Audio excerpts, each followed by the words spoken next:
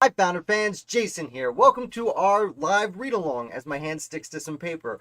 Welcome to our read along of this book, George Washington's Rules of Civility and Decent Behavior in Company and Conversation. Right off the bat, this is going to be fun. If you want to read along, there is a link to the Mount Vernon website in the description below that I will in 1 second be pulling up. So if you want to actually read along with the read along, you are more than welcome to do so. It should be fun. I'll give you a quick note. This is not something George Washington actually wrote. When he was a 14-year-old boy, these were written in French as a French maxim and proverbs to help people be polite in company and conversation from the rules of the day. It was then translated into English, and then George Washington, again as a 14-year-old, copied them down and seems to have tried to live by them through most of his life. As we pull it up, I am going to note I'm not wearing a collar today. I am wearing one of my new shirts. If you'd like one, in the link in the description below, help support the site. It's just a fun flag I doodled up, and I said that's actually cool. So I put on a shirt. It's comfortable. I have washed it, so it does wash well and still looks fine. Of course, YouTube's giving me trouble about my audio rate, but unless I hear complaints from you, we're going to get going. Here we go. This is again on the Mount Vernon website if you'd like to read along below while I pull up my own copy right here so it's easier for me to read big. And this is just a little bit of an introduction to these 110 rules, which I have read in the past. I did a live video maybe 6-10 months ago where I discussed my favorite ones of these rules. But it's been a while since I read them, and I made sure not to read them today because I kind of want to read along with you and learn from it together. So, as we scroll down here, rule number 1. Every action done in company ought to be with some sign of respect to those that are present. This is one of those rules that seems to hold up pretty well. Don't be mean to people. Although there is a little more to it than just don't be mean. Every action done in company ought to be with some sign of respect, as in make sure people feel welcome and included, and defer to them in a fashion. I guess the best way to represent this today would be to say something along the lines of, if you walk into a room, make sure you at least nod and smile at everyone there, for example. Or if you drop something and it hits someone in the foot, say, well, I'm sorry about that. Try and always be respectful. Something I still try and teach my kids to varying degrees of success. Rule number 2. When in company, put not your hands to any part of the body not usually discovered. Did I mention some of these are funny? This one's funny. He's basically saying, hey, when people are around, don't touch yourself. Don't be gross. Again, George Washington seemed to have lived by a lot of these as he grew up. Show nothing to your friend that may affrighten. I'm sorry. Show nothing to your friend that may affright him. Don't scare people or gross them out. Not acceptable. Still, so some of these rules we can still see today, right? Rule number 4. In the presence of others, sing not to yourself with a humming noise, nor drum with your fingers or feet. Now, as someone who's had played the drums in the past and would get in trouble in grade school for playing drums on my lap, don't care for this rule. Although I do understand it. It can be annoying if the person next to you is just going,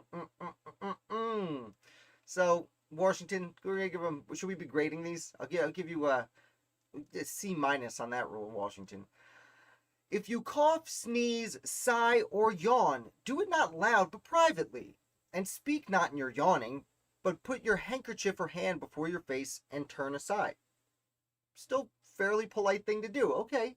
So other than that drumming on your lap one, a lot of these are still holding up. Again, Washington is known to be a little bit prim and proper, even in the standards of American founders. So this is where he gets it from. Again, he copied these down from other people's rules. He didn't necessarily follow all of them to the T, but he certainly seems to have tried to. Rule number 6. Sleep not while others speak. Sit not while others stand. Speak not when you should hold your peace. Walk not on when others stop. And this one's really interesting too. Speak not when others speak. Don't talk over people. Sit not when others stand. That one's really interesting because if someone walks through the room has no place to sit, if you're the one who gets up to offer them the seat, if you have the ability to, that certainly seems like a polite thing to do. As one of my cats scare me kicking open the door. Uh, speak not when you should hold your peace. Yeah, yeah. I wish parts of the internet would read this particular rule. Don't we all? Rule number 7. Put not off your clothes in the presence of others, nor go out of your chamber half-dressed. Which I feel a little uncomfortable wearing a t-shirt in this video, but again, want to support the site, check out these shirts. But definitely, be ashamed of your body and show it to no one, is essentially what he's saying here.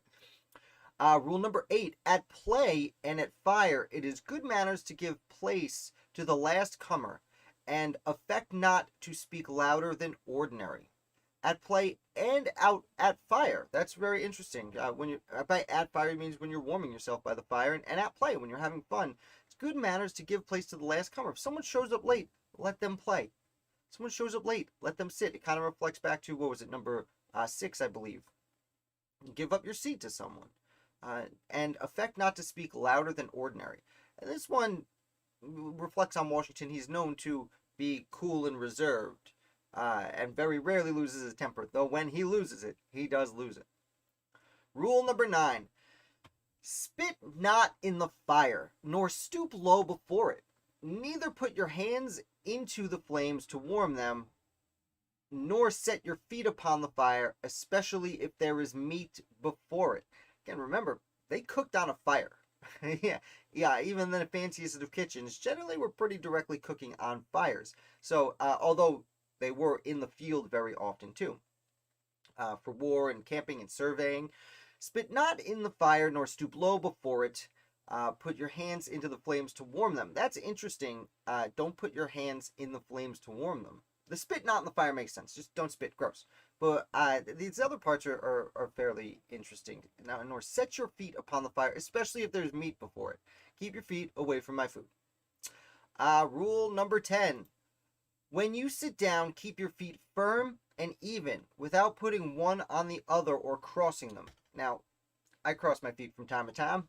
I think most of us do. Again, we're a little more relaxed than George Washington was, but this does make sense in fashion, because when you keep your feet crossed, it helps you sit up straight and keep your posture, which presents to other people that they should respect you.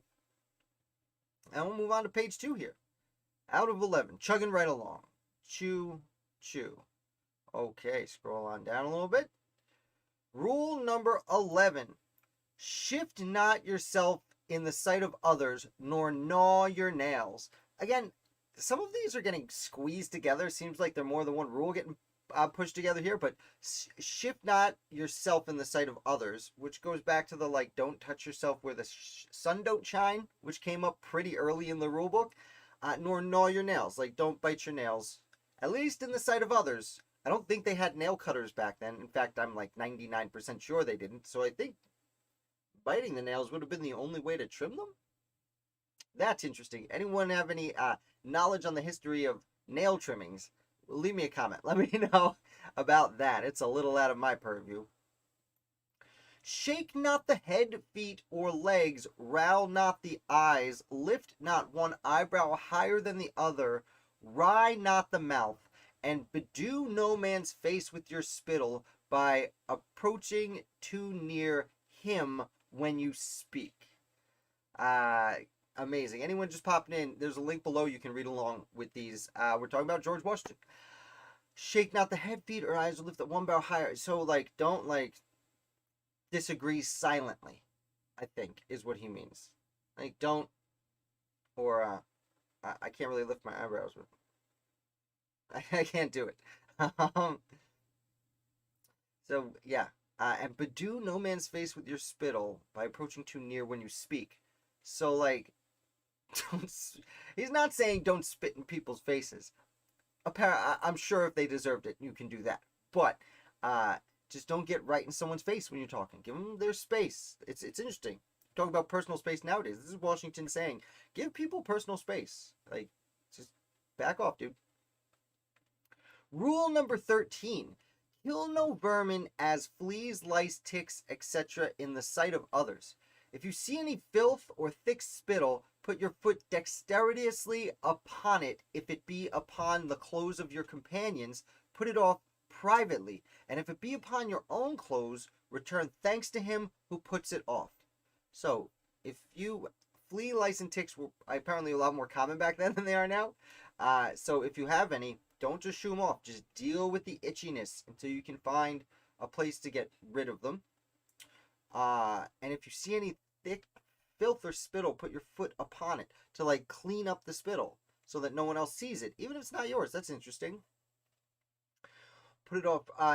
And if someone else has dirty clothes, you should help them. Let them know, but not in front of people because you don't want to embarrass them. Again, these are actually a lot more kind of almost common knowledge nowadays, but we inherit our common knowledge from the founders who created the nation.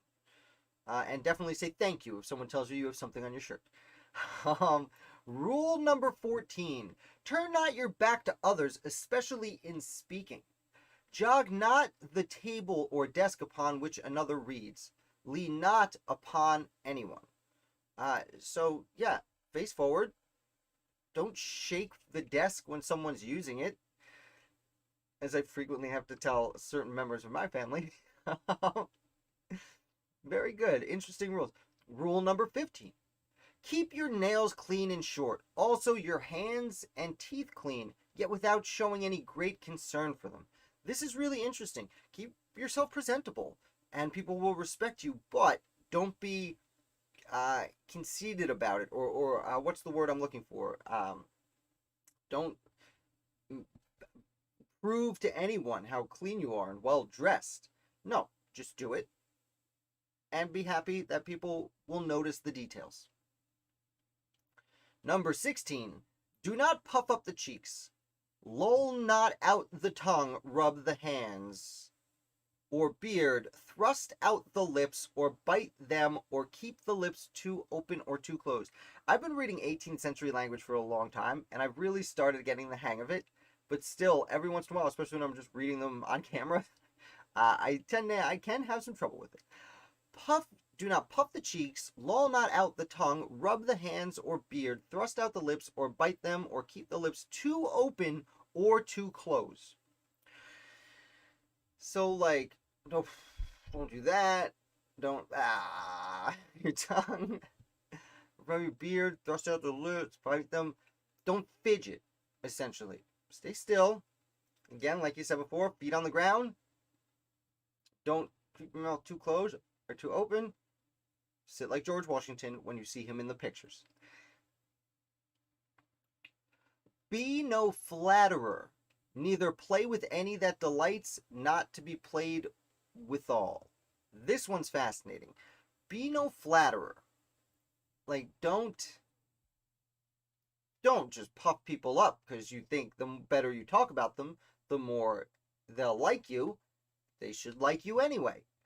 Neither play with any delights not to be played withal.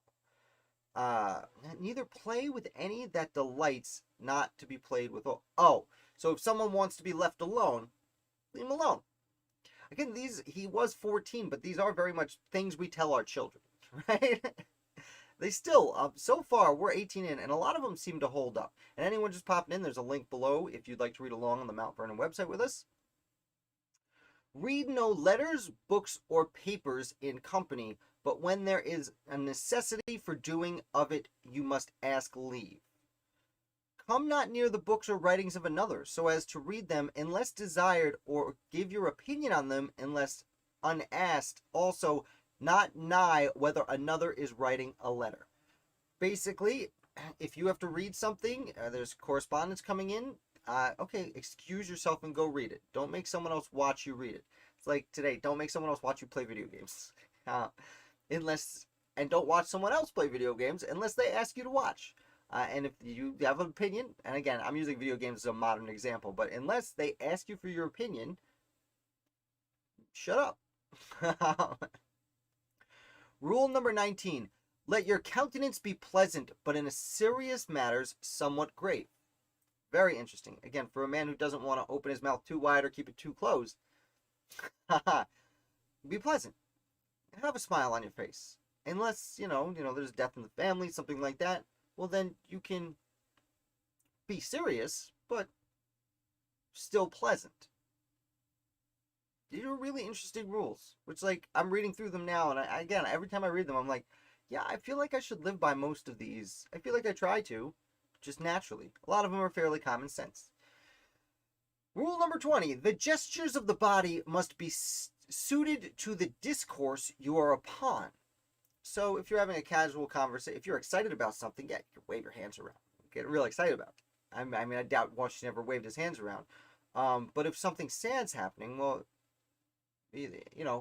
let your demeanor match the discussion, essentially. Well, we'll pop over to the next page. Moving right along. We got 110 to get through. Anyone coming on board just now, there is a link in the description if you'd like to read along also. Rule number 21. Reproach none for the infirmities of nature, nor delight to put them that have in mind thereof. So if someone has any kind of visible issue of any kind, don't tease people for their things they can't help. Rule number 22.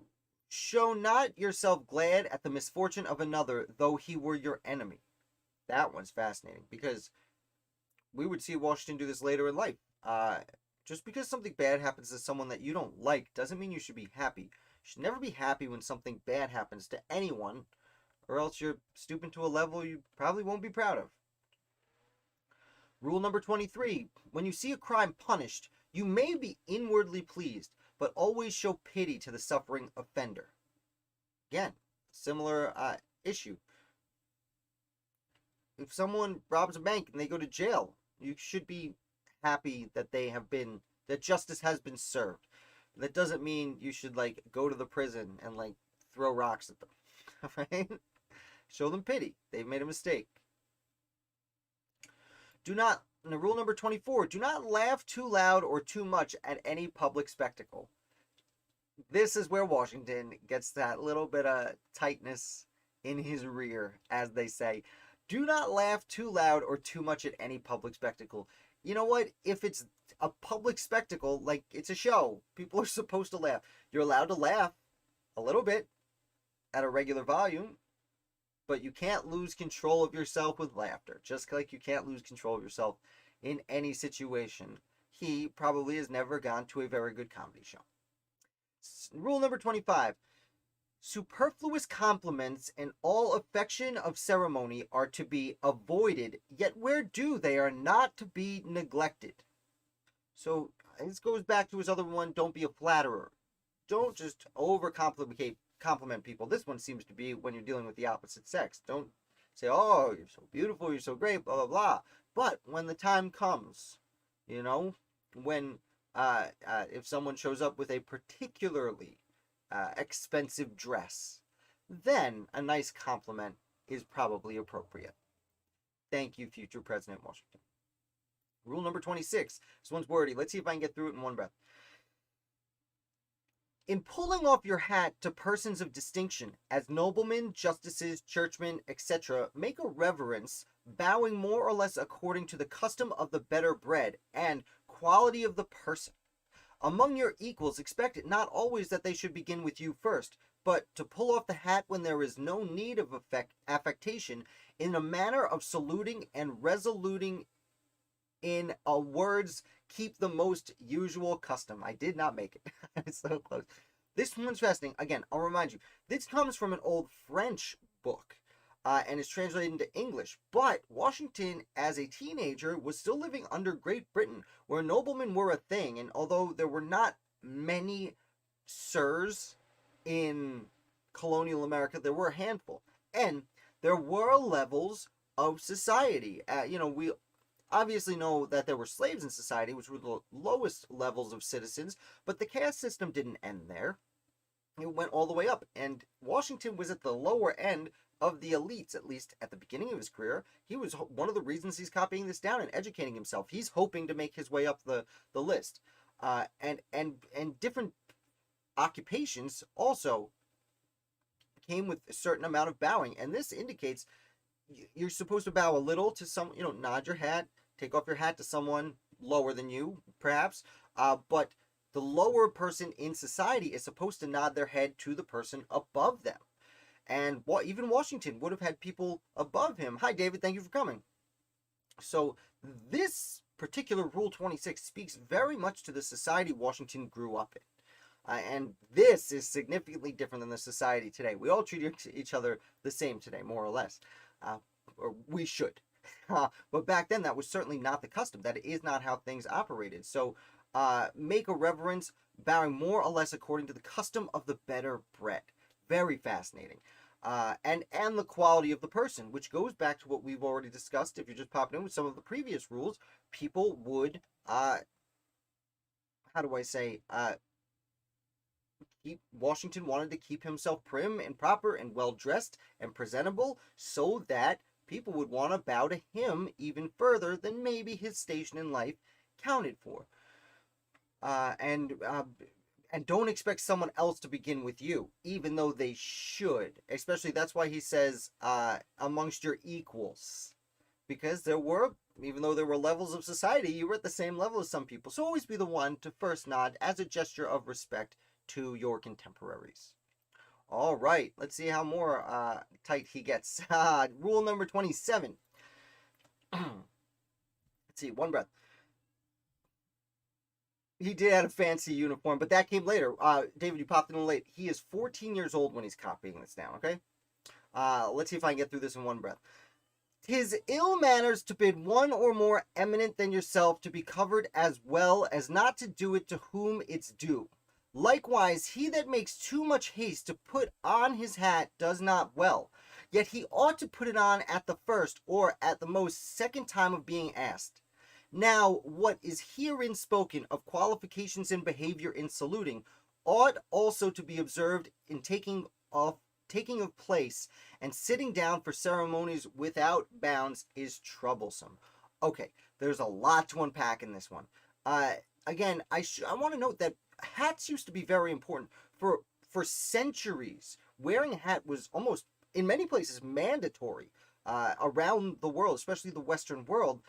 Even side note, I like to go to the Renaissance Fair every year and get dressed up, and you have to wear a hat, because even back during the Dark Ages, they wore hats. It was seen as disrespectful not to. But by the time Washington's writing this, taking off your hat to show the top of your head to someone is extraordinarily polite. You're exposing yourself. Not in that fashion, in this fashion. And it's that little bit of almost like putting your hands up lets people know that you are not a threat, and that was essentially what they were doing. Here he's talking about if you have your hat off, if someone's hat isn't on well, ask them to fix it, and if they don't, well, if you're being asked, you should do it. Basically, is what he's saying. And so behavior saluting, similar. That I think is more specifically for soldiers, though I guess the hat itself, the tip of the hat, is kind of a salute. And sitting down in ceremonies without bounds is troublesome. So he's kind of referencing back then.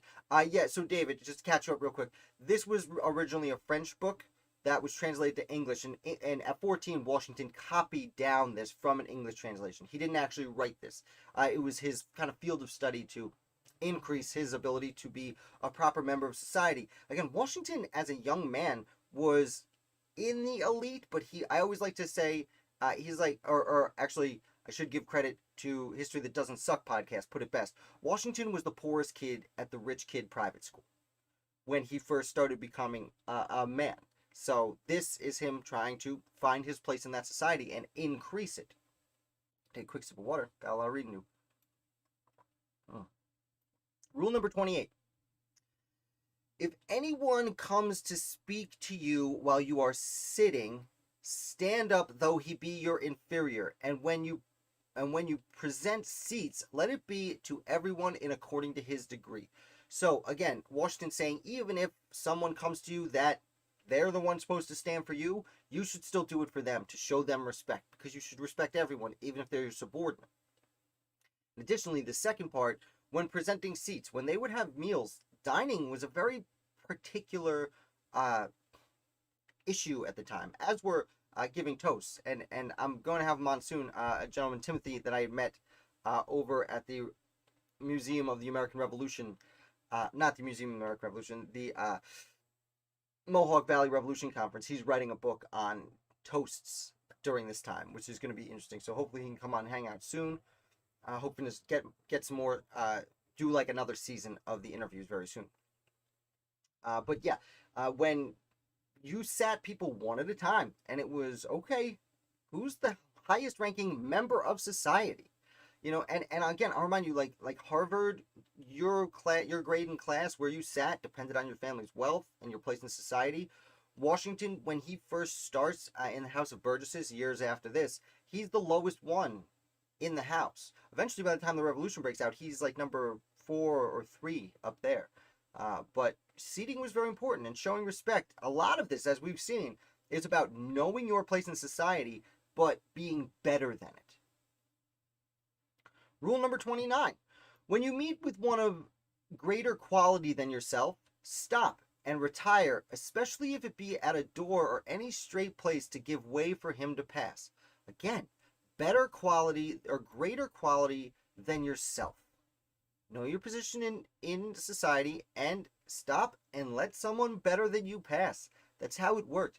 And of course, I never want to defend or apologize slavery, but it gets a little bit easier to understand how things operated with slaves when you reflect that even George Washington, who was pretty close to the elite members of society as a teenager, even he acknowledges that you have to default to those who are higher in society than you are. Again, not as relevant today as some of the earlier things that we went through in the rules, where it's like, don't bite your nails, sit up straight, you know. Rule number 30. I can't even get the first word in this, and it's a regular modern word. Let's try this again. In walking, the highest place in most countries seems to be on the right hand. Therefore, place yourself on the left of him whom you desire to honor. But if 3 walk together, in the midst place is most honorable. The wall is usually given to the most worthy if 2 walk together. Okay, so like literally, again, it's about knowing your place in society. If you're with someone of a higher rank than you and you're walking together, let them walk on the right.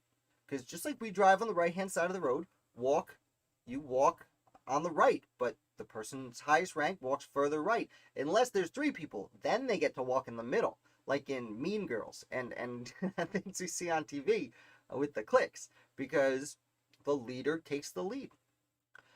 And he specifically notes that if there's a wall, you let the honored one take the wall. So it seems to be an exception to the rule where you can walk on the right of someone higher than you if the wall is on the left. Fascinating. All right, next page 4. I'm chugging right along here. I'm having fun. I hope you guys are having fun.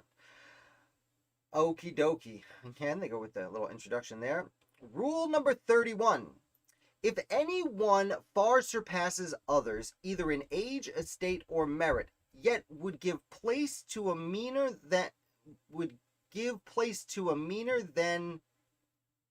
himself in his own lodging or elsewhere, the one ought not to accept it.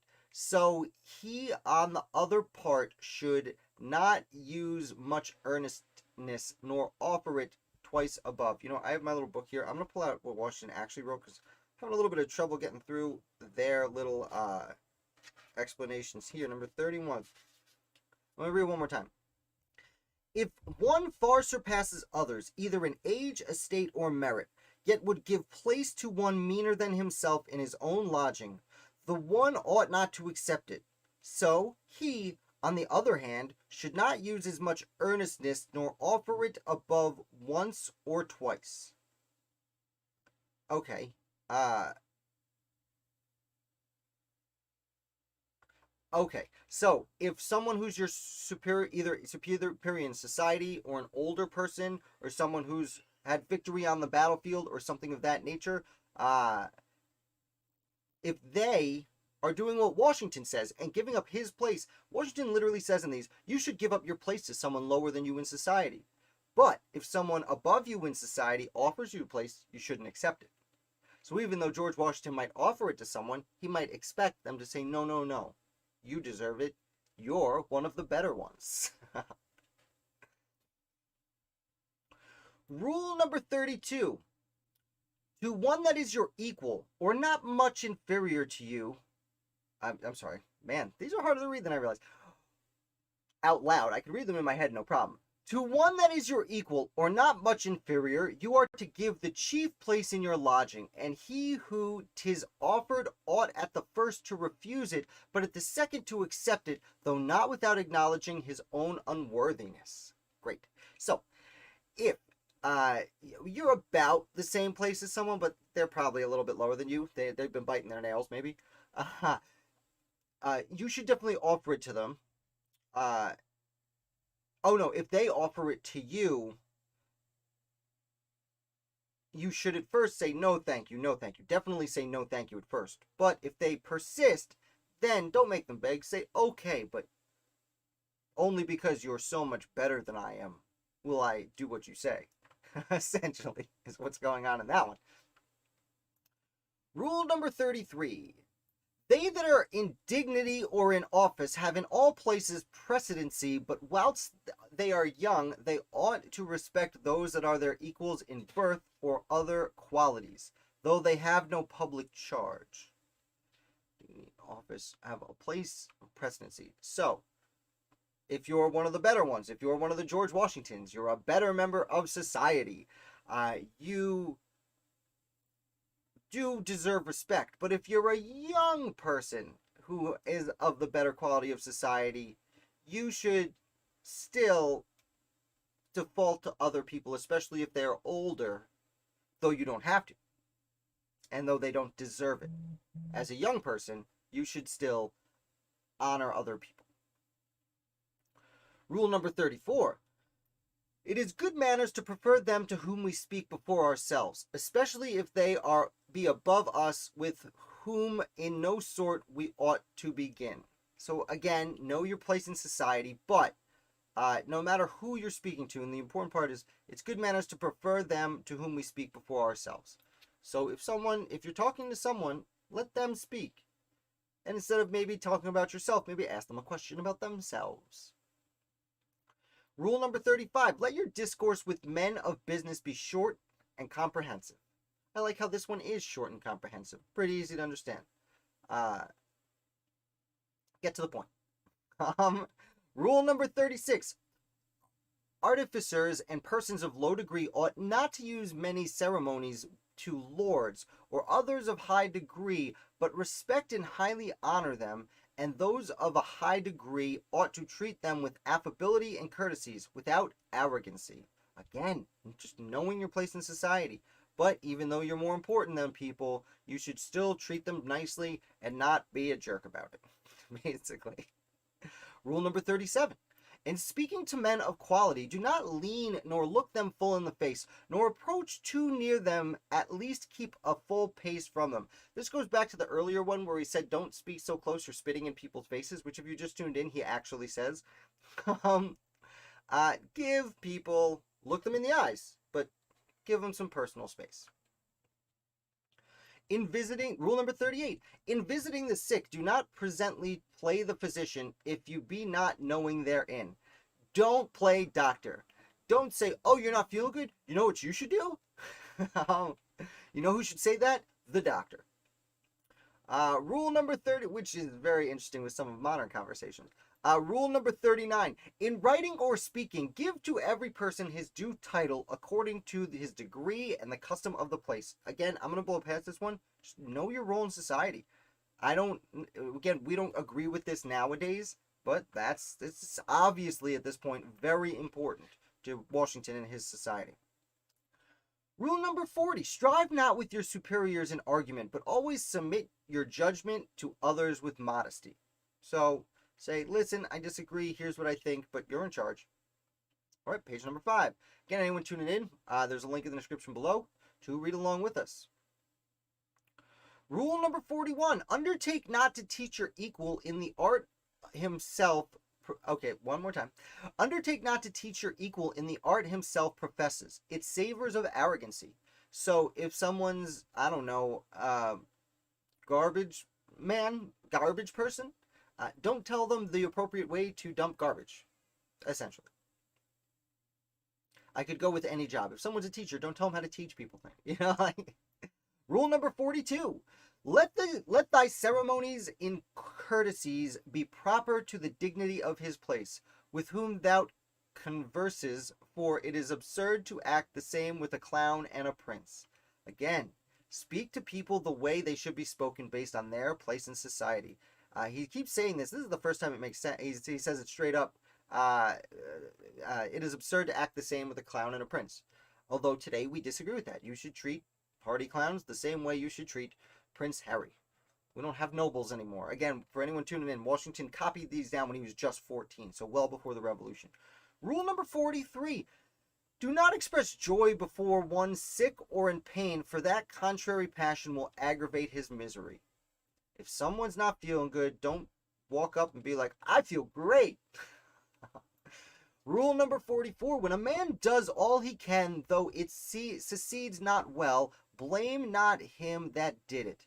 If someone's trying their best and it doesn't go well, don't make them feel bad. Again, in between the know your role in society rules, there's a lot of common sense rules that we know here. Decency, decent behavior. There it is. Rule number 45.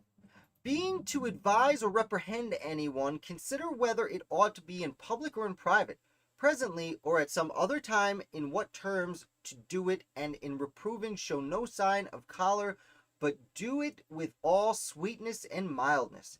If you need to discipline someone, if you need to tell someone they're doing something wrong, think about it. Should I scream in this person's face in the middle of a restaurant? Or like, should I take them aside later on and say, hey, when you did this before, you were being kind of a jerk. Don't do it again, please. Rule number 46. Take all admonitions thankfully, in what time or place sovereign give, but afterwards not be culpable. Take a time and place convenient to let him know that it gave them. Whoever copied this down, I think, made a little bit of a mistake. I'm going to pop in my book here to actually read it appropriately. It is 46. Take all admonitions thankfully, in what time or place soever. Oh, soever. Not sovereign, soever. Soever given. But afterwards, not being culpable, take a time and place convenient to let him know it that gave them. If someone publicly embarrasses you, don't freak out right away. Just like the prior rule, take them aside another time and say, dude, that was not acceptable. Rule number 47. Mock not nor jest at anything of importance. Break no jest that are sharp biting, and if you deliver anything witty and pleasant, abstain from laughing thereof yourself. I think it's abstain from laughing. Yeah. There's a lot of, considering this is Mount Vernon's website, there's a good amount of spelling errors on this. Anything important, don't make a joke. But if you got the opportunity, yeah, make a joke. But don't laugh at your own jokes. Let other people do the laughing. That's what's funny. I disagree. Anyone who watches this channel knows I laugh at my own jokes all the time because I am hilarious. Rule number 48. Wherein you reprove another, be unblameable yourself. For example is more prevalent than precepts. So, don't say, hey, don't do that thing that I'm about to go do myself. Right? Don't call the kettle black. Is that how the saying goes? Rule number 49. Use no reproachful language against anyone, neither curse nor revile. Just don't curse. It's tough. I feel like I do a fairly good job on this channel, but it is tough. Rule number 50. Be not hasty to believe flying reports to the disparagement of any. Don't listen to rumors. Just because you hear something about someone doesn't mean it's true. Find out for yourself. Again, some real good advice, G-Dub. Rule number 51. Wear not your clothes foul, unripped, or dusty, but see that they are brushed once every day at least, and take heed that you approach not to any uncleanness. Prickly Washington, be clean. Wear your clothes, if they're ripped, mend them. If they're dirty, clean them. Brush them once a day, because you get hair on your clothes, dude. Rule number 52, in your apparel be modest and endeavor to accommodate nature. Rather than to procure admiration, keep to the fashion of your equals, such as civil and orderly, with respect to the times and places. So, don't be a fancy pants. Just wear what similar to what everyone's wearing. You can wear your own thing, but keep it with the customs. Like today, when I wore this shirt instead of my usual collar. By the way, you want to support the site? It's hard to see on this picture, but pick up one of these shirts. I've washed it. Still looks good. Very comfortable. Link in the description below. Dave, I'm definitely not pulling that rule off. Pretty sure I curse in my sleep. Well, this is America. You can do what you want. Rule number 50, and there I go laughing at my own jokes because I'm so funny. Rule number 53, run not in the streets. Neither go too slowly nor with mouth open. Go not shaking your arms. Kick not the ear with your feet. Kick not the earth with your feet. Go not upon the toes nor in a dancing fashion. This is the second time George Washington talks about not keeping your mouth too open. The last time he said also don't close it too tightly. Don't run in the streets. He means, don't hurry anywhere. You should never have to be in a rush. So don't rush. Don't kick or wave your arms. Don't attract attention when you don't deserve attention. Attract attention with your merit. Rule number 54, play not the peacock, looking everywhere about you to see if you will be well decked, if your shoes fit well, if your stockings sit neatly, and clothes handsomely. Just you don't have to make sure everyone thinks you look good, and don't compare yourself to what other people are wearing. Not cool, according to George Washington. Rule number 55, eat not in the streets, nor in the house out of season. Don't eat out of season. That's really interesting. Nowadays, we talk about eating out of season as a way to save the earth, but eating out of seasons back then, they literally lived according to what was grown in the season. They did have imports, of course. I mean, you look at the tea they threw in the harbor in Boston. Where do you think that tea came from? China. So it was a global trade. They were importing things. But, if it's not orange season, don't be eating any oranges, I guess. Dave, my grandmother used to tell me not to go around with my mouth open. Well, yeah. Shut your mouth. Rule number 56. I know, I used to get a lot of trouble for similar things. Rule number 56. Associate yourself with men of good quality if you esteem your own reputation. For 'tis better to be alone than in bad company. Yeah, guilty by association, right? Oh, here's a big one. Let's see if I can get it in one breath. Rule number 57. In walking up and down in a house, only with one in company, if he be greater than yourself, at first give him the right hand and stop not till he does, and be not the first that turns. And when you do turn, let it be with your face towards him. If he a man of great quality, walk not with him cheek but by jowl, but somewhat behind him, yet in such a manner that he may easily speak to you. Again, George Washington going back to knowing your role in society. And anyone tuning in a little bit late, you can read along the link in the description below. Washington has been jumping back and forth between just good common sense advice as we see it today, some things we don't take seriously anymore, and knowing your role in 18th century society. There were levels in this caste system. And this, again, is about walking on the right hand, or letting the person higher in society than you walk on the right-hand side. Like he discussed earlier. This one seems to be referencing going down the stairs. Walk just a little behind them, but they don't have to turn around to see. See, you don't want me to turn all the way around. That's not cool. But, if they turn a little bit, that's fine, right?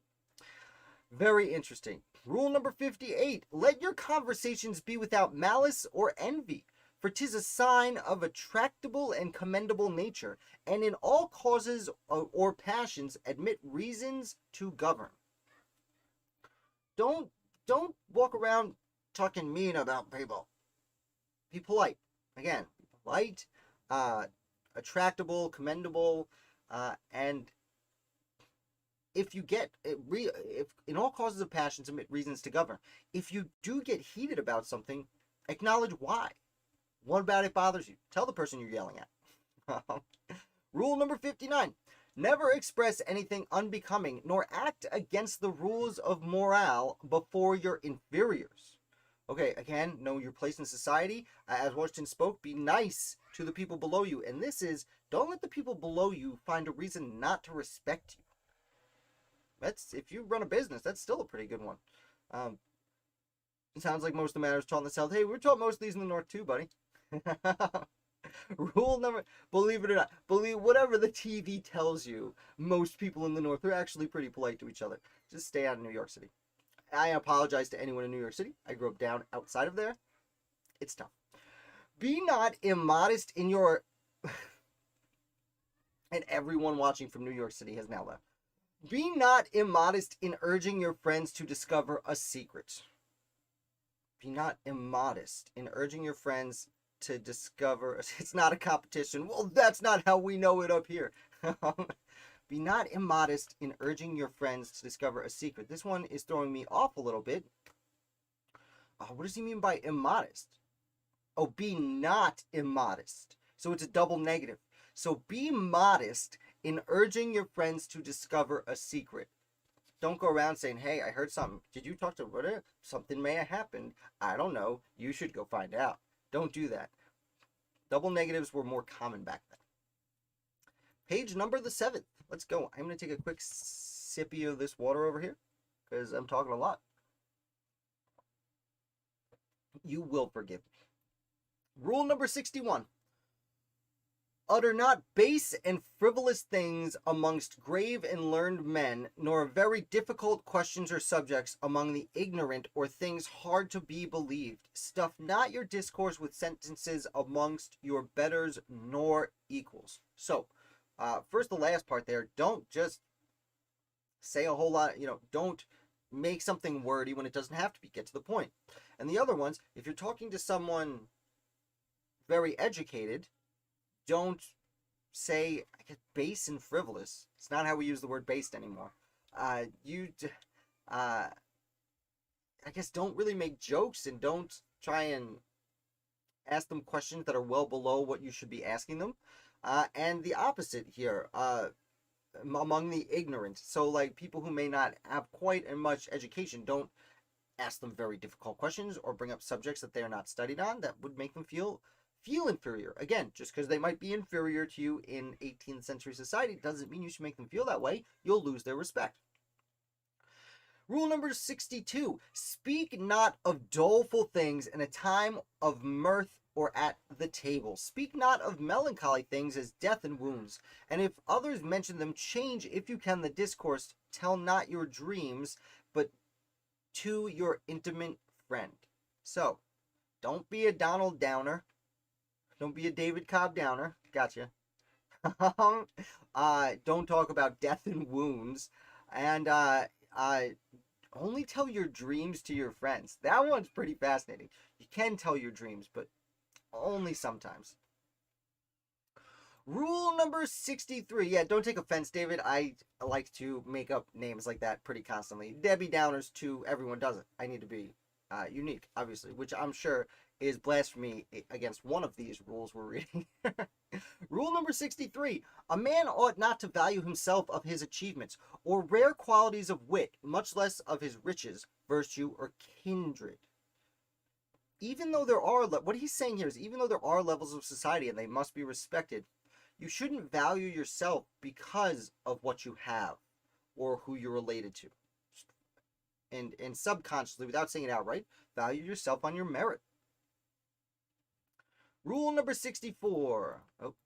Break not a jest where none take pleasure in mirth. Laugh not aloud, nor at all without occasion. Deride no man's misfortune, though there seems to be some cause. Don't make fun when other people are unhappy, and this kind of reflects back, I don't remember the number, but one of the earlier ones, if you tell a joke, don't laugh at your own jokes. And this, don't deride no man's misfortune. Don't be happy because someone else is sad, even if they deserve it. Even if that person's a jerk, if they break their leg, don't celebrate. It goes back to the earlier one where he was discussing, I mentioned the example of a criminal, but if someone is punished, he basically says criminal. If someone's being punished, you can be inwardly pleased, is what he says, but don't demonstrate it outwardly. That is a hard one. I agree. All right, rule number 65, chugging right along. Speak not injurious words, neither in jest nor earnest. Scoff at none, although they give occasion. Again, this is really weird that this is on the Mount Vernon website because the punctuation and spelling is often wrong. Like, there's a bunch of commas in this one. So either way, yeah, there should be a comma here and after earnest. But either way, don't injurious. Don't be mean when you tell jokes. This has kind of gone to the side, especially when I was growing up. We were really mean with our jokes to our circle of friends, you know. But don't, you know, even if someone does something, if someone trips and falls down, don't scoff. Don't say, "Ha, you fell, dummy." Again, that one we don't so much live by anymore. Rule number 66: be not forward, yeah. Be not forward, but friendly and courteous. The first to salute here, and I'm going to start reading them out of here because they're a little tough on here. 66. Be not forward, but friendly and courteous. Be the first to salute, hear, and answer, and be not pensive when it comes time to converse. To be fair, this on the screen might be how it was written, and the book might have been edited to make it easier to read. Just be nice. Be nice people. Be the first to say hi, salute.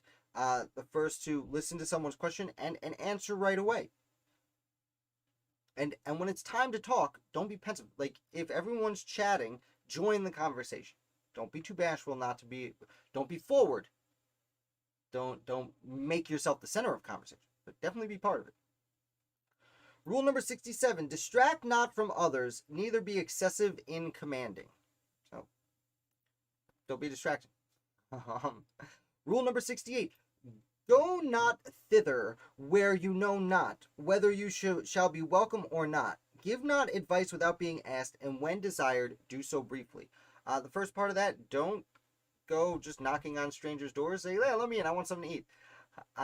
And perhaps more importantly, and this is again kind of being repetitive from some earlier discussions. Give not advice without being asked, and when you do, just do it briefly. Don't have to use too many words, just the words you need. Again, there's something he keeps harkening back on here. Again, he didn't write this, he's just copying it down, but very interesting. Rule number 69: if two contend together, take not the part of either unconstrained, and be not obstinate in your own opinion. In things indifferent, be on the major side. This is politics. This is straight politics. If two are contending together, I don't think he means violently, although I guess, if they're in a fight, that could relate to this. But in general, he's saying, if two people are arguing about a debate, don't jump in. Don't tell everyone whose side you're on. Just listen quietly. And if things indifferent, if it's not really that important, if it doesn't break your personal ideals, just join the majority. Just shut up and vote with everyone else. You see that a lot in Washington later in life, where he defaults to, especially once he has his presidential cabinet, he defaults to the cabinet. What should I do here? Rule number 70, and I should say when he's commander-in-chief, he defaults almost always to the Continental Congress. Commander-in-chief of the Continental Army specifically, not as president, which he was, again, commander-in-chief, of course. Rule number 70, reprehend not the imperfections of others, for that belongs to parents, masters, and superiors. Don't go around saying, hey, don't do that. There are people in their life who should be doing that. You shouldn't have to. Don't tell other people's kids to stop being a jerk. As he said earlier, politely pull the parent aside at another time and let them know. Rule number 71, gaze not on the marks or blemishes of others, and ask not how they came. What you may speak in secret to your friend, deliver not before others. So if someone has a mole on their face, or a scar, don't be like, hey, how'd you get that cool scar? That's not acceptable. And what you speak in secret to your friends. So you can have private conversations with your friends that might not be fit for public consumption. Don't go around telling people. Come on. Rule number 72. Speak not in an unknown tongue in company, but in your own language, and that as those of quality do, and not as the vulgar. Sublime matters treat seriously. So if you speak multiple languages, as many people in the elites did at the time, just because you speak French or any other language doesn't mean you come speak here. You speak German, you speak Latin, don't speak it in front of everyone. Come on. Everyone should know what you're saying, and also don't be vulgar. Don't curse too much. I almost made a joke and called it BS, but I'm trying to be polite on this channel. Rule number 73, think before you speak. Pronounce not imperfectly, nor bring out your words too hastily, but orderly and distinctly, which is something that's very difficult when I'm reading this right now, to pronounce imperfectly. And this first part here, I mean, how many times have you heard that in your life? This is literally what we tell children nowadays. Think before you speak. Easier said than done. Rule number 74. When another speaks, be attentive yourself and disturb not the audience. If any hesitates in his words, help him not, nor prompt him without desire. Interrupt him not, nor answer him till his speech has ended. If someone can't come up with a word, don't throw it out there to try and help them. This, again, I don't really agree with, because almost every time someone's having trouble with a word and I say, what, the word? They almost always say, yes, thank you. Right? So I feel like that part is out, but do not disturb the audience when someone's talking, don't interrupt. That part, still also a matter of course today. Rule number 75. In the midst of discourse, ask not what one... it's hard to get through some of these. In the midst of discourse, ask not of what one treateth. But if you perceive any, stop, because of your coming, you may well entreat him gently to proceed. If a person of quality comes in while you are conversing, it is handsome to repeat what was said before. So when you're talking, when you're talking,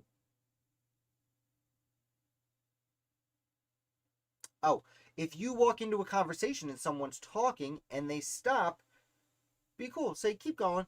You don't need to catch me up. But if someone of higher rank in society comes and they don't know what you're talking about, then you stop and you tell them.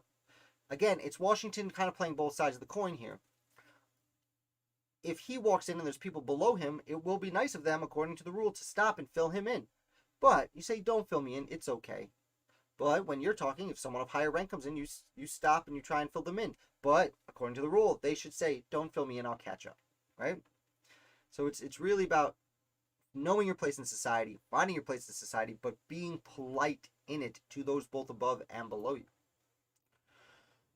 Rule 76. While you are talking, point not with your finger at him of whom you discourse, nor approach too near him to whom you talk, especially to his face. This is the third time he's brought up, don't stand too close to someone's face when you're talking. And this one's good. Don't point at people. You know what you should do, even if you're being nice? You know what you should do? You'd have a really good time with this. See, it's frustrating even through the screen. Rule number 77. Treat with men at fit times about business and whisper not in the company of others. So only talk about business when it's business time. It's business time. And whisper not in the company of others. So if people are around, don't whisper. Don't have secrets. Do that in your own time. I want to know what you're talking about. Rule number 78. Make no comparisons.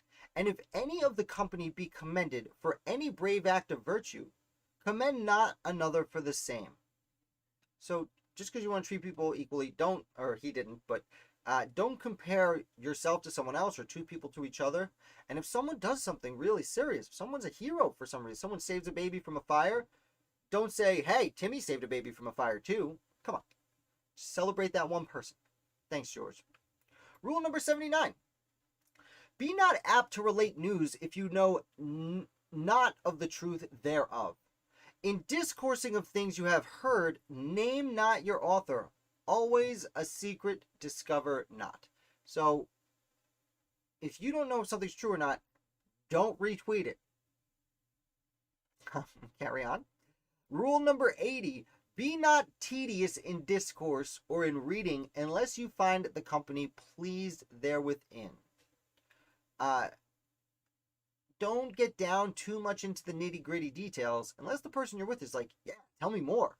Exactly how? Please elaborate. Right? Don't bore people. Next page, 3 more pages. We're trucking right along. 80 rules in. Anyone coming, there is a link in the description to read them. Of course, on the Mount Vernon website. Thank you, Mount Vernon. Rule number 81. Be not curious to know the affairs of others. Neither approach those that speak in private. So, don't be a nosy, a nosy Natalie. See, coming up with them on the fly. Don't be a nosy Natalie. Don't, if 2 people are having a private conversation, don't necessarily walk over and say, what are you guys talking about? Hey, what's up? Although the other rule did say no secrets, so they shouldn't be having a private conversation, but it might be important. Rule number 82, undertake not what you cannot perform to be careful to keep your promise. Let's see. Undertake not what you cannot perform. With these double negatives, George. So, undertake what you can perform, but be careful to keep your promise. But this is more undertake not what you can. If you can't do something, don't try. But if you promise something, you should keep that promise. I guess that's a little bit of a double-edged sword there. Rule number 83rd. When you deliver a matter, do it without passion and with discretion. However mean the person be, you do it too. So, when he says mean, he doesn't mean, you're being mean. He means a lower level of society. And it almost means servant here. When you deliver a matter, do it with passion and discretion. So, be authoritative and strong in your convictions when you say something. But, be discreet if you have to. Even if someone is, in this case, in George Washington's case, a slave or an indentured servant or just an artisan. There were a lot of people lower than George on the list. Rule number 84. When superiors talk to anybody, hearken not, neither speak nor laugh. So if the boss is talking to someone, shut up. Be quiet. Don't draw attention to yourself. Rule number 85. In company of these higher quality than yourself, speak not till you are asked a question, and then stand upright, put off your hat, and answer in a few words. So, when you're with the higher levels of society in the 18th century, keep quiet unless they ask you something, in which case, rise to your feet. As we said before, take off your hat. Hats were very important, but expose yourself, not as a gross person, as vulnerable, and answer as quickly as you can. Just right to the point. Rule number 86. In disputes, be not so desirous to overcome as not to give liberty to each other, one to deliver his opinion and submit to the judgment of the major part, especially if they are judges of the dispute. So, don't be so eager to win as you take away someone's ability to argue their side of the case. This probably has a lot to do with, more to do with lawyers than much else, but, if you're in an argument, and again, back then there were justices of the peace where there weren't really usually lawyers. You would just go argue against your neighbor in front of a judge who would decide. When you're arguing with someone, make your argument and let them make theirs, especially if someone else is there trying to figure out who's right and who's wrong. Rule number 87. Let thy carriage be such as becomes a man great. I'm going to read this one out of the book. I don't know why they took all the comments out. Let thy carriage be such as becomes a man, grave, settled, and attentive to that which is spoken. Contradict not at every turn what others say. So, when he says carriage, the way your constitution, the way you carry yourself. What becomes a man? Grave, settled, and attentive. Serious? By settled, I'm not sure how to define what he means by settled, but grave, serious, confident, and attentive, paying attention. Yeah. Do not contradict what others say at every turn.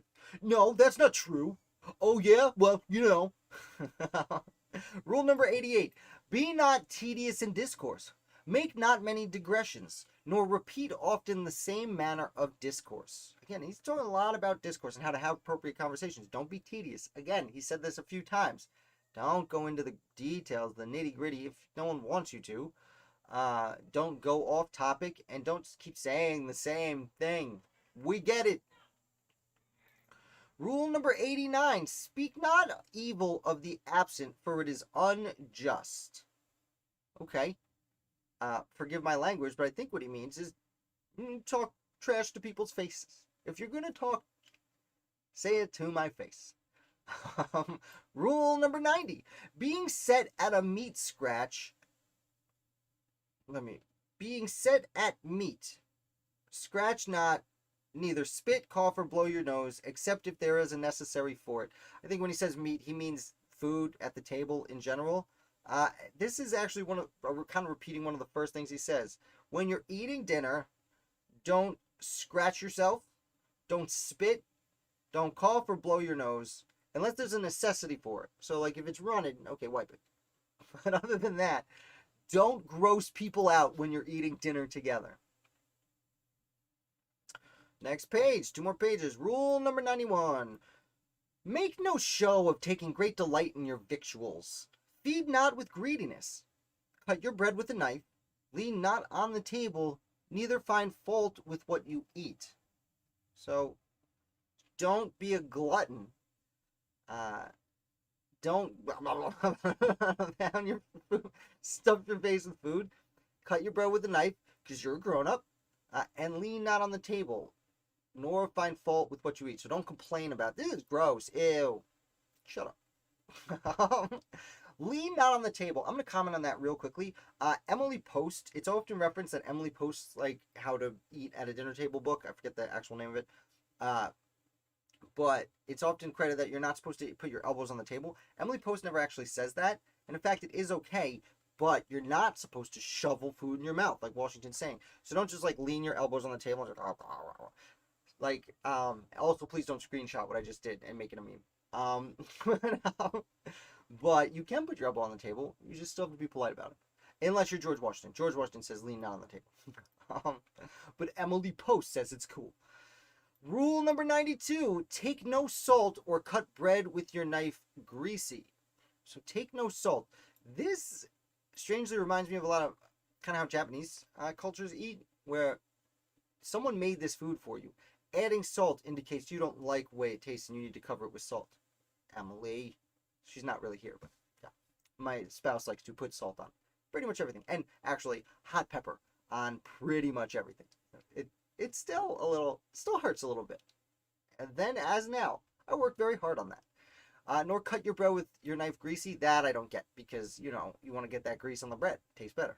Anyway, rule number 93. Entertaining anyone at the table, it is decent to present him with meat. Undertake not to help others undesired by the master. He's brought up meat specifically a few times. It's the only food I think he's mentioned.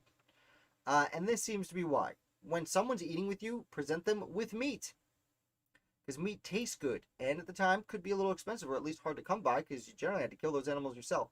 Granted, Washington had enslaved people who did that kind of thing for him. Still, meat's not the easiest thing to come by. It's a lot easier to cut a tomato off a vine than to butcher an animal. Undertake not to help others undesired by the master. I suppose that means don't help someone's servants if they don't want you to help their servants. That one's tough. Excuse me real quick. A little tickle. Reading a lot. Hey, look, it's one of my sweet cups. Grab them on the link in the description if you want to support the site.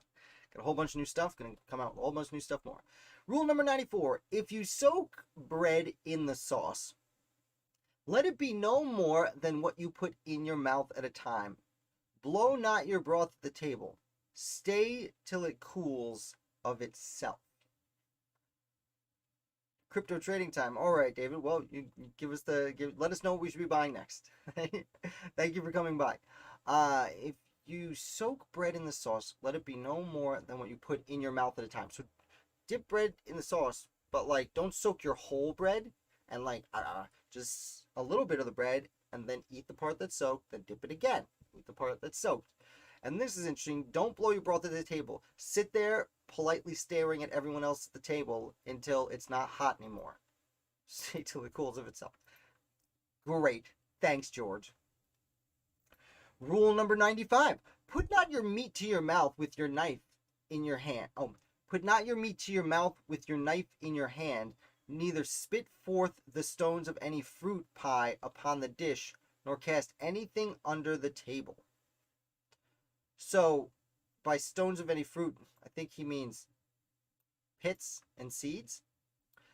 Don't spit them on the dish or put them under the table. I'm not sure where he would want you to put them. I guess don't just take them out and place them on the dish.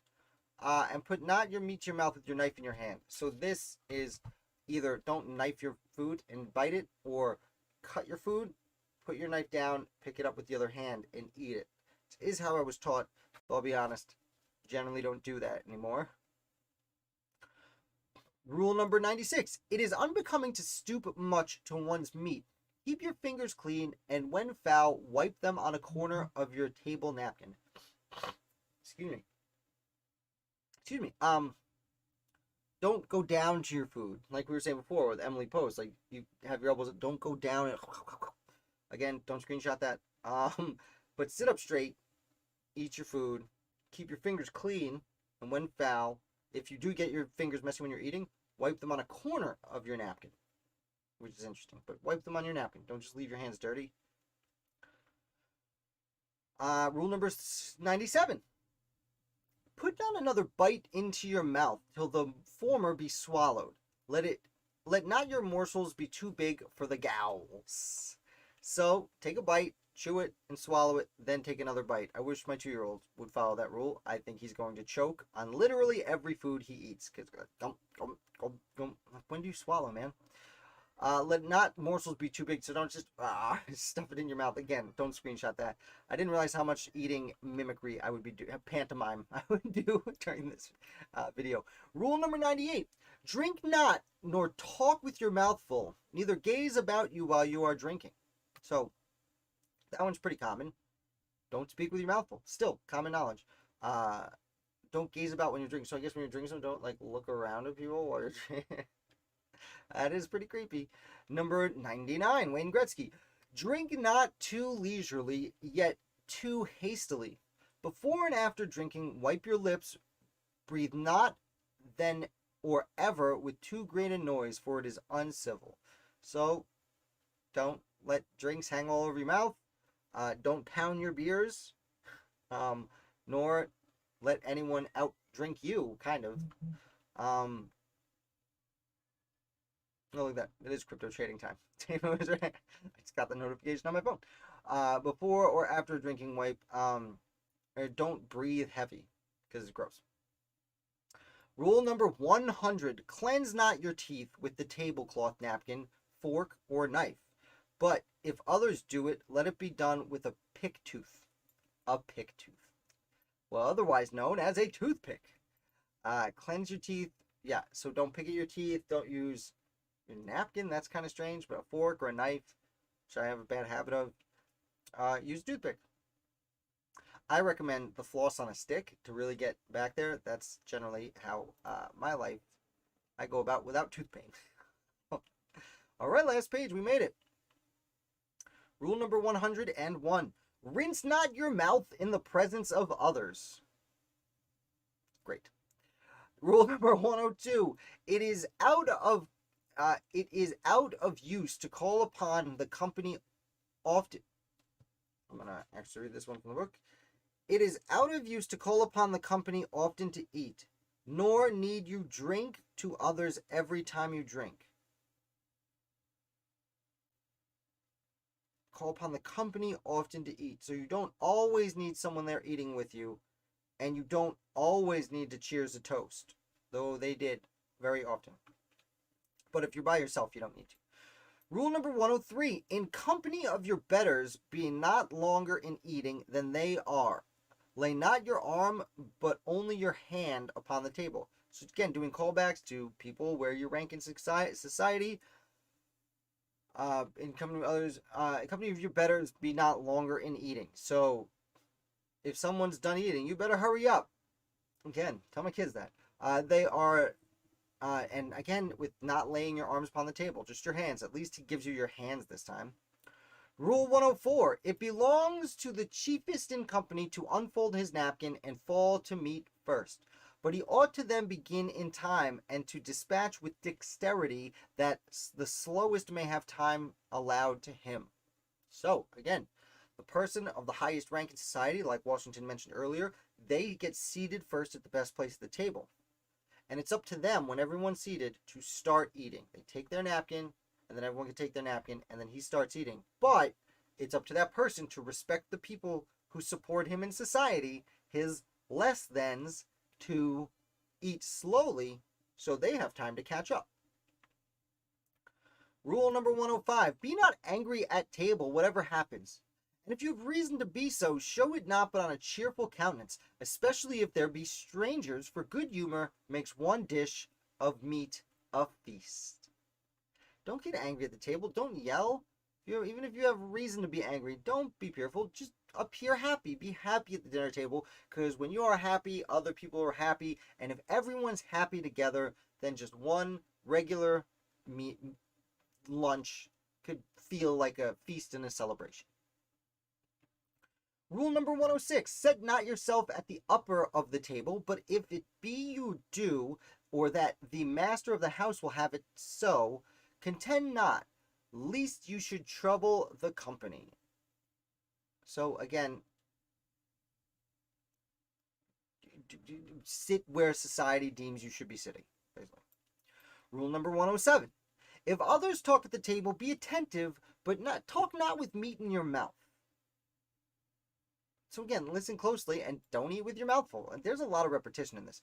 Rule number 108, when you speak of God or his attributes, let it be seriously and with reverence. Honor and obey your natural parents, although they be poor. So, don't make jokes about God, don't be blasphemous, and obey your parents even if you've achieved a better rank in society than they had. Number 109, let your recreations be manful, not sinful. So, play strong people games and don't go to hell. Rule number 11, labor to keep alive in your breast that little spark of celestial fire called conscience. That's a fascinating way for this to end. That little spark of fire called conscience. Do things that are right because they're right. Follow your morals because they're your morals. And labor to keep it alive. Always try and remember to do the right thing. I'd like to think that's a pretty appropriate ending. Let's see. It's bounced me back up here. I hope you guys enjoyed this. This was fun. About an hour, 20 minutes. To go through 110 different articles. If you guys did have fun, if you want to hit a like while you're here, that would be amazing. I see a bunch of you already have. I have a few more things I'd like to read. Hoping to do some of Ben Franklin's Ways to Live By, or whatever it's called behind me up there. I think that would be fun. Anyone popping in? We're just finishing up. Go back and watch it, or let me know what you'd like to read along with next. In addition to these that are a little bit easier just to read along and comment on, I'm hoping to get into certain things like certain letters from different founders at different points throughout the American Revolution. So if you have any recommendations, any founders you'd like to hear from and help me read along with you, to comment on and see if we can help you understand some of the challenging 18th century language, please let me know. Again, I'm not wearing my collar for the first time in forever because I've just put out these new shirts that are super comfortable, and this has been washed, so it still looks good. This is my new little design I made up, and I said, I like that. Maybe other people like it too. This one has my logo on the side. The one is on sale on my website. Do not. I don't like that logo, so I took it off. This is my test run. So thank you guys for watching. Like I said, leave a comment. We have a Discord channel. There's a link in the description for that. I haven't created a specific section on the Discord yet for that, but I will, and feel free to go over there and tell me what you want to hear. I don't have a sign-off for it yet, but if you do have a recommendation for how I should sign these off, let me know. For now, I'm going to say I am your humble and obedient servant, Jason, and I'll be back with another Founder for you tomorrow and more live read-alongs pretty soon.